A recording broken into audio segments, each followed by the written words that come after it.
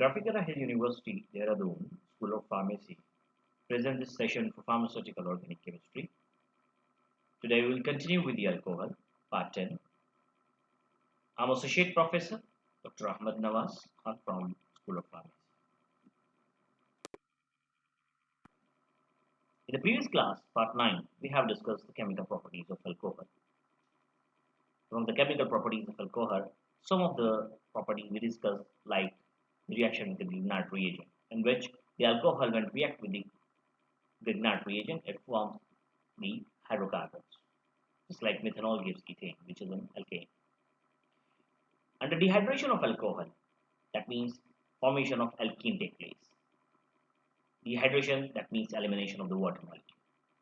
In the same dehydration of alcohol, the formation of ether also take place, in which that means elimination of the water molecule. There are some dehydrogenation of alcohol take place. When dehydrogenation of alcohol take place in over the copper at a temperature of 300 degree Celsius, different alcohols gives different products. Like the primary alcohol, they give the aldehyde, while secondary alcohols, they give the acetone, tertiary alcohol, they give the alkenes. Now we discuss about the formation of the alkyl halide, in which when alcohol it react with the phosphorus pentachloride or phosphorus tribromide or thionyl chloride. But we discussed only this reaction in which the alcohol it react with phosphorus pentachloride, it gives alkyl chloride and phosphoryl chloride plus HCl. Also we discussed the reaction with the halogen acid, and in which the HCl required a catalyst while the hydrogen bromide and hydrogen iodide do not, and they follow the SN1 reaction. It required the HCl required the catalyst, which is anhydrous zinc chloride. So when alcohol they react with the halogen acid, they form the alkyl halides. Oxidation of alcohol. On oxidation of the primary, secondary, and tertiary alcohols, they gives different products. Like ethyl alcohol, they give the aldehyde, and further oxidation they give the acid. Secondary alcohol, they give on oxidation they give the ketone, while further oxidation they give the acid. Tertiary alcohol they do not undergo easily on the oxidation, but on the drastic conditions they oxidize into ketone, and then they further oxidize to the carboxylic.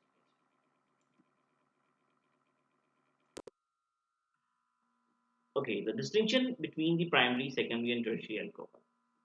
So how can we differentiate that whether compound is a primary alcohol, secondary, or tertiary alcohol? So if you remember that in the previous class we have done the oxidation of the alcohols. The primary alcohols, they on oxidation they give aldehyde, and further oxidation they give the acid, carboxylic acid. The secondary alcohol they gives on oxidation they give ketone, and further oxidation they give carboxylic acid. And tertiary alcohol they give the oxidation, but they undergo an oxidation but on drastic conditions. They give the ketones, and further on oxidation they give the acetic acid. Now let's see that what are the tests which are used to differentiate between these primary, secondary, and tertiary alcohols. So there is a reagent which is known as Lucas reagent. And what is the Lucas reagent? The zinc chloride and HCl hydrochloric acid combination is known as the Lucas reagent, and that's why this test is known as the Lucas test. So what happens that with the primary alcohols, these Lucas reagent, that is zinc chloride and HCl, it doesn't give any reaction and it doesn't show any turbidity. While with the secondary alcohols, they give a white turbidity after 5 to 10 minutes. While the tertiary alcohols, when they get the Lucas reagent, they just react immediately and they turn into the turbid solution. So they give a white turbidity instantaneously. So this is how the primary, secondary, and tertiary alcohol they can be differentiated. Now the next test is Victor-Meyer test. So in Victor-Meyer test, what we do, we treat the alcohol first with the phosphorus and iodine, and then the alkyl halide forms, which is alkyl iodide, right? So further, this alkyl halide is treated with the silver nitride, and then nitroalkane they are formed. And when these nitroalkane, they further treated with the nitrous acid solution, and then solution is made alkaline by using the NaOH. Then a color is developed, that is red color, and this red color is very dark red, or we can say the blood red color. Now, while these secondary alcohols, they undergo the same reactions, and at the last we get the blue color, and that indicate the secondary alcohol. While the tertiary alcohols, they do not react the last of the reaction, and they do not give any color. And all the red color, blue color, and colorless reaction, they indicate that whether the compound is primary, secondary, or tertiary alcohol. This test is known as Victor-Meyer test. Okay, now the qualitative test for alcohols. So just to identify the hydroxyl functional group in a compound, we do some qualitative test. So the first is the liberation of the hydrogen gas by adding a small piece of sodium. So when the alcohol they treat with the sodium metal, then hydrogen gas is liberated. So this hydrogen gas is liberated. It indicates that the compound in which we use the sodium metal, it contains the hydroxyl group. The second is the formation of the ester, which is a acetyl derivative, which on treatment with the acid chloride suggests that the presence of the OH group. So treatment with the acid chloride, and it indicates that the presence of the OH group is there.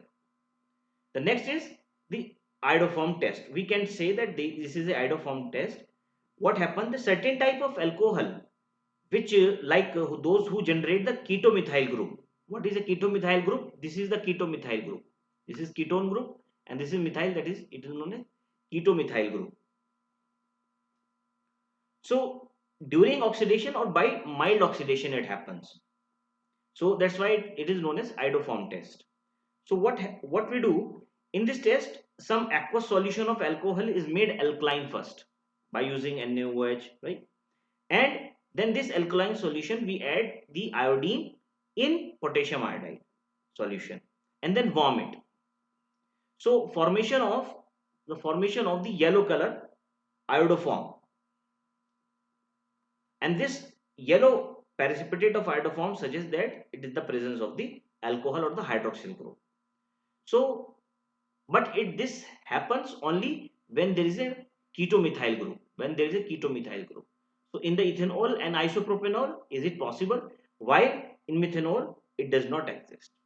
So methanol does not show any iodoform test because there is no ketomethyl group.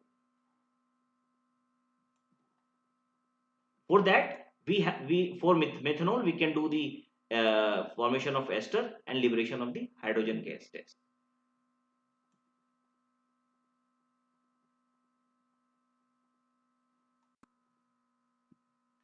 Now let's see some of the examples of the alcohol, their structure and their uses. So the first example is the ethyl alcohol. So this is the structure of ethyl alcohol. This ethyl alcohol, it is the most commonly used solvent in the laboratories, the chemical laboratories. And this ethyl alcohol, also known as ethanol and also called as drinking alcohol. It is very volatile. It is flammable, colorless liquid with a slightly characteristic odor, and generally naturally it is produced by the fermentation of sugar by yeast or by some petrochemical processes. It is toxic, and it's also affect the central nervous system.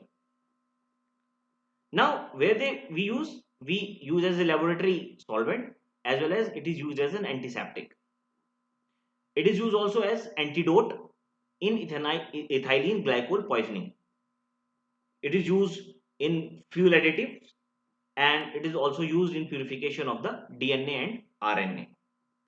And there are many general use also. Like it is also found in paints, tinctures, markers, mouthwashes, perfumes, and deodorant, etc.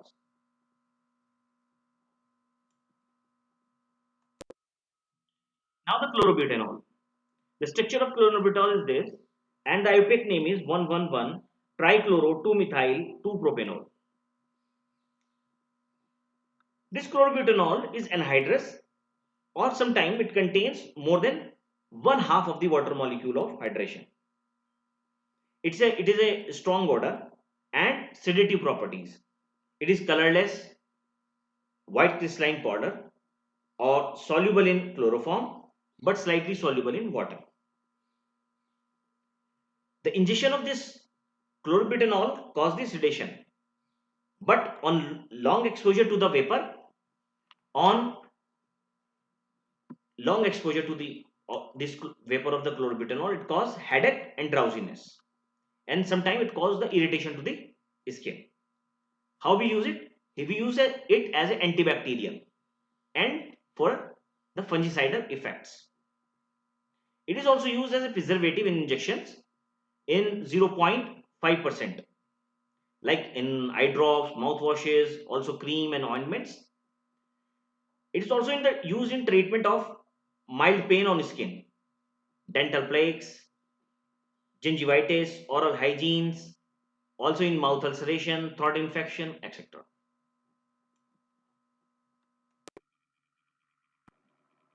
In the previous class, part 9, we have discussed the chemical properties of alcohol.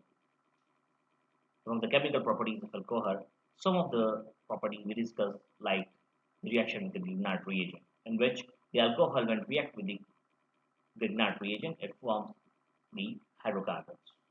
Just like methanol gives ethane, which is an alkane. Under dehydration of alcohol, that means formation of alkene take place. Dehydration, that means elimination of the water molecule. In the same dehydration of alcohol, the formation of ether also take place, in which that means elimination of the water molecule. There are some dehydrogenation of alcohol take place. When dehydrogenation of alcohol take place in over the copper at a temperature of 300 degrees Celsius, different alcohols gives different products. Like the primary alcohol, they give the aldehyde, while secondary alcohols, they give the acetone, tertiary alcohol, they give the alcohol. Now the benzyl alcohol. This is the structure of the benzyl alcohol. This benzyl alcohol is also called phenyl methanol or phenyl carbonyl. It is an aromatic alcohol which is colorless liquid with a pleasing aromatic odor. It has moderate solubility in water and is miscible in alcohol and diethyl ether. It is used as a local anesthetic and to reduce pain. It is also used for the manufacturing of other benzyl compounds in perfume industries, in flavoring agents, as a flavoring agent, etc. It is also used as antipyretic. Antipyretic, that means those which relieves the in itching. So it is also used to relieve in itching. It's also used in hair dyes as a degreasing agent in machines, and also in photographic developing agent, and as an insect repellent also.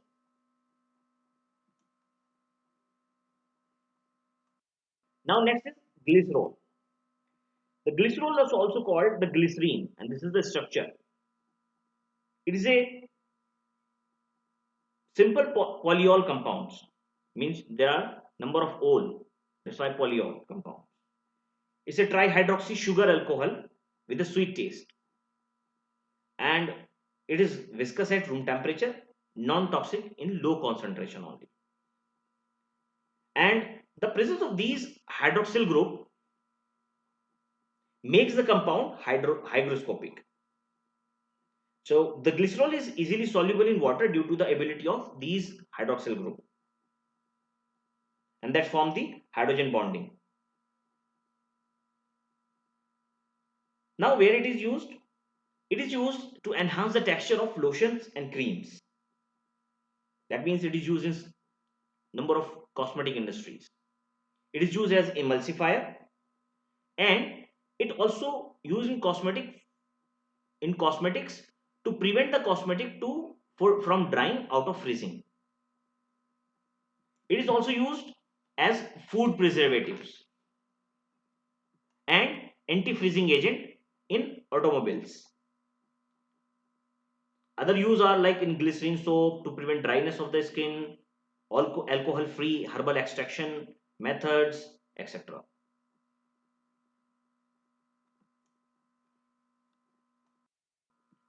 So next is propylene glycol.